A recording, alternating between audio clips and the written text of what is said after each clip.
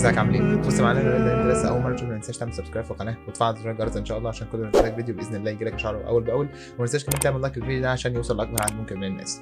وتعال نشوف النهارده نتكلم عن ايه. الفتره اللي فاتت القناه فيها كانت بتموت، واعتقد لو انت بتتابع القناه هتبقى شايف ده جدا ان الفيوز بقت رايحه في 60 داهيه. الفيديوهات ما بقاش عليها انجيجمنت وما بقاش عليها تفاعل زي الاول، ده بسبب الحركه اللي احنا اتكلمنا عليها او المشكله اللي حصلت عندنا في القناه في الفتره اللي فاتت. ولكن ده يعني كل ده في كوم، وكل اللي بيحصل ده في كوم، وفي فيديو حرفيا من ضمن ال 30 فيديو اللي اتمسحوا دول في كوم تاني خالص. هو الفيديو بتاع السماعه الاس دي 1004.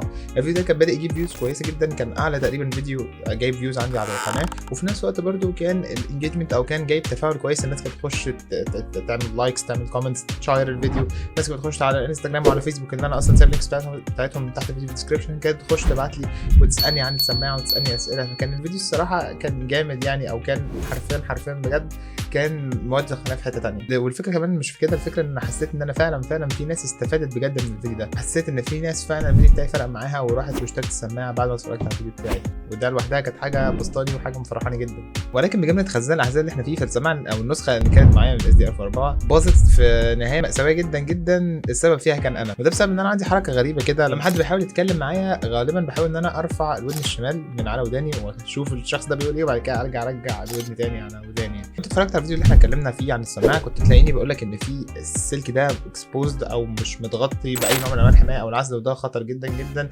وممكن يؤدي ان السلك ده لو اتهز او لو اتقطع السماعه فعلا مش هتشتغل تاني. وبالظبط ده اللي حصل. الودن الشمال فعلا السلك بتاعها اتهز، اتحرك من مكانه خالص، والسماعه ما اشتغلتش.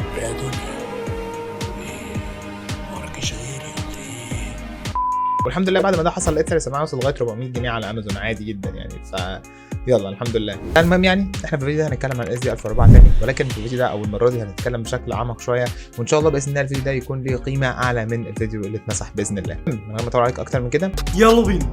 السماعه المسماه باس دي 1004 هي واحده من اكتر السماعات اللي انتشرت في الفتره اللي فاتت، سواء كانت هي او اخواتها من الاس دي 1002 والاس دي 1003 والعيله دي كلها. وايا كانت ساكن فين فانت اكيد شفت الستايل بتاع السماعه دي في حته قبل كده. طيب ليه الاس دي 1004 بالتحديد هي اللي عامله النوش ده، او ليه الاس دي 1004 بالتحديد هي اللي منتشره الانتشار الرهيب ده؟ الاس دي 1004 هي السماعه اللكجيريوس الشيك كده، اللي شكلها فعليا شيك جدا جدا، ولا يتماشى تماما مع السعر اللي انت دافعه فيها. فعليا بجد السماعه دي كان شكلها شيك جدا جدا. بس شكل السماعه لا، ده كمان الماتيريال بتاعت السماعه كانت بتيجي بين الجلد والبلاستيك والمعدن.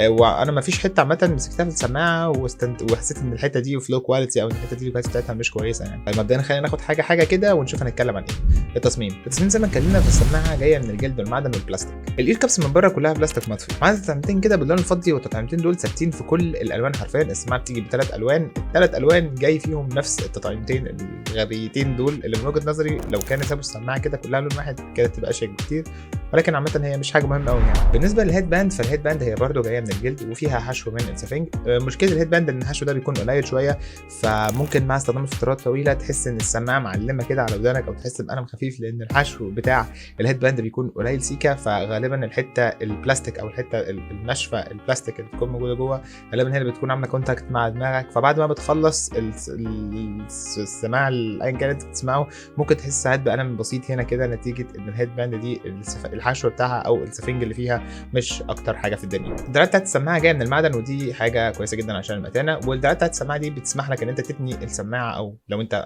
مسافر مثلا او واخد سماعتك معاك في حته، او هتخزنها في حته، او هتنقلها معاك في اي حته، تقدر انت تتني السماعه دي وتستخدمها معاك. ولكن ما تنساش ان المفصلات اللي فوق هي لسه بلاستيك عادي، المفصل نفسه او المفصله نفسها بلاستيك، فممكن برضه تقطم منك عادي. فيعني بالراحه على السماعه يعني. مشكله بس بسيطه كده في موضوع الدراعات، وهي ان المسافه ما بينهم مش اكبر حاجه في الدنيا، وده بيخليك لو انت عايز تحط السماعه على رقبتك حرفيا هتلاقي ان الاير كابس دي خنقاك، مش مضايقاك، خنقاك حرفيا. مستحيل حد طبيعي يعرف يتعامل او يعرف يستخدم السماعه بالاير كابس بالمنظر ده. مش عارف صراحه ليه الشركه ما عملتش حاجه زي كده، وخصوصا ان السماعات مش طول الوقت بتكون على وداننا، ممكن نكون بنريحها على رقبتنا، ممكن نكون بنعمل اي حاجه. ولكن عامه دي مشكله طفيفه موجوده في التصميم بتاع السماعه دي. ولو انت فاكر ان دي مشكله فبص على المشكله الثانيه. السلك اللي بينقل الداتا او السلك اللي بينقل الصوت واللي متوصل بالدرايفر بيكون مكشوف حرفيا من غير اي عزل ومن غير اي نوع من انواع البروتكشن. وده للاسف انا في الاول كنت فاكر ان ده مش عامل مشكله، ولكن فعليا ده عمل مشكله معايا انا شخصيا، ان السماعه بتاعتي باظت بسبب الحوار ده، بسبب ان السلك ده حصل له دامج او اتحرك من مكانه والسماعه كلها راحت. فخلي بالك وانت بتتعامل مع السماعه دي، عشان فعلا حاجه زي كده معرضه جدا انها تحصل. فخلي بالك جدا وانت بتتعامل مع السماعه، بالذات في موضوع السلك ده. هي عامه حاجه مش مفهومه ليه الشركه مخليه السلك طالع بره كده. كانت ممكن يعني تدخله جوه الدراع، تخفيه باي شكل، تحط اي نوع من انواع العزل او الحمايه، ولكن ده للاسف مش موجود هنا. فخلي بالك جدا جدا وانت بتتعامل مع السماعه دي. بالنسبه للاير كابس، فالاير كابس اليمين جاي حرفيا عليها كل حاجه. انت عندك هنا 3 زراير و3 مداخل ولمبه. لو جينا نتكلم عن اول حاجه ايه هي الزراير اللي موجوده، اول حاجه عندك 3 زراير. ال3 زراير دول كل زرار فيهم ليه وظيفتين. يعني على سبيل المثال عندك اول زرار اللي هو زرار الفورورد، هو زرار تعليق الصوت، وزرار البوز والبلاي هو زرار الباور اون واوف، وزرار الباكورد هو زرار توطيد الصوت. تحت الزرار هتلاقي اللمبه اللي بتنور باللونين، لون ابيض ولون برتقاني. لون ابيض لما تبقى بتحاول لسه تكونكت او لما تبقى بتحاول ان انت توصلها على موبايل او حاجه، ولون برتقاني لما السماعه تكون بتشحن. تحت اللمبه هنلاقي عندنا في ال3 مداخل اللي احنا اتكلمنا عليهم. اول حاجه مدخل الاي او اكس، وده اللي بيسمحك انت تشغل السماعه حتى لو هي فصلت تقدر انت تستخدمها كاي سماعه وايرد عاديه جدا. ثاني مدخل هو مدخل المايكرو يو اس دي، ودي حاجه يعني ريترو جدا او حاجه قديمه جدا بقالنا كتير ما شفناهاش في السماعه بقى، فاهم؟ كده اصلا السماعه تنزل باس دي كارد او بمدخل الاس دي كارد، هي دي حاجه قديمه شويه لان حرفيا ما بقاش في حد يستخدم الاس دي كارد حاليا في تخزين اي حاجه. حرفيا 3/4 الموبايلات دلوقتي بتنزل اصلا من غير مكان للاس دي كارد، فيعني هي حاجه قديمه او حاجه مش عارف هي او فيتشر موجود في السماعه ممكن تستخدمها يعني. هنا مدخل شحن اللي بيجي هنا بمايكرو يو اس بي مش بي يو اس بي تايب سي، وللاسف المشكله البسيطه دي بتخلي السماعه تقعد فتره طويله قوي في الشحن. كده هنتكلم عن البطاريه والشحن بالتفصيل، ولكن يعني عامه دي حاجه لها علاقه بالتصميم فقلنا نقولها يعني. يبقى اهم حاجه في التصميم اساسا وهي الاير كابس او السفنج اللي جوه الاير كابس. حرفيا دي حاجه مهمه جدا، لان انا في مره قبل كده اشتريت سماعه كان السفنج اللي فيها قليل وكانت تجربه صوتيه كويسه، ولكن كانت تجربه ككل كانت يعني تجربه حرفيا ضرب من ضروب العذاب يعني.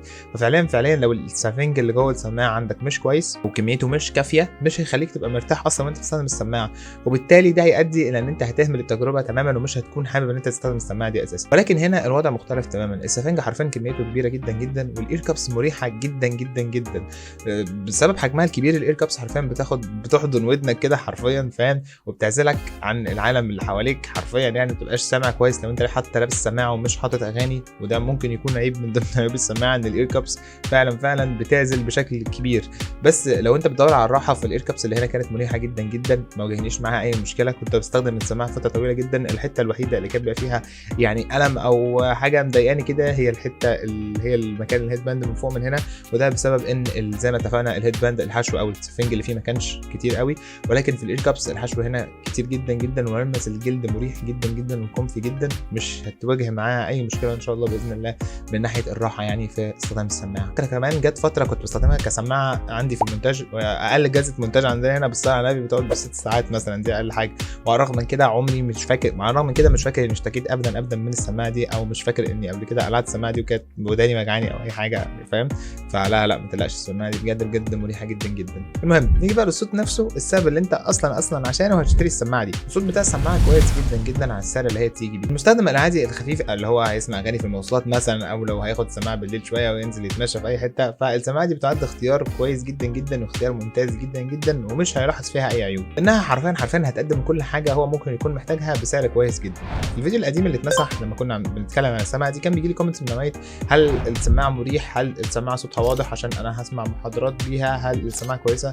وخليني اكد لك في الفيديو ده ان السماعه صوتها كويس جدا، السماعه مريحه جدا. لو انت جايبها عشان تحضر محاضرات او حاجه هاتها وانت مطمن، ما تقلقش، مفيش اي نوع من انواع المشاكل اللي هتحصل ان شاء الله. السماعه دي حرفيا هتكون اكتر من كافيه ليك لو انت استخدامك هيبقى شويه محاضرات كده، او تحضر بيها محاضرات او اي حاجه على شويه مزيكا او على شويه قران خفيف كده، فالسماعه دي هتكون اكتر من كافيه بالنسبه لك، وحرفيا هتكون ممتازه يعني. فبقى لو انت ناوي تجيب السماعه دي عشان تهرسها او تستخدمها استخدام تقيل زي ما عبد الله كان بيعمل، فخليني اقول لك على كذا حاجه كده. اولا السماعه دي صوتها مش اعلى حاجه في الدنيا، وانا على طول بستخدم السماعه كنت على طول بلاقي ايدي اوتوماتيك رايحه على زرار تعليق الصوت، بحاول اني اعلي الصوت، ولكن اكتشف ان ده اعلى حاجه او دي اعلى درجه تقدر السماعه توصل لها. وده بتلاحظ اكتر في المونتاج، لان كنت بستخدمها فعلا في فتره في المونتاج، فكنت بلاحظ ان الصوت الدرجات بتاعت العلو بتاعته بتبقى مختلفه، او لما بعمل ريندر الفيديو الصوت ما بيبقاش زي ما انا كنت سامعه، وده بسبب ان السماعه فعليا الصوت بتاعها كان واطي جدا في المونتاج. يعني في بعض الحاجات الصوت بيكون مكتوم شويه، انا مش فاكر عامه ايه الحاجه اللي انا كنت بسمعها لما كتبت النوت دي، بس ساعات الصوت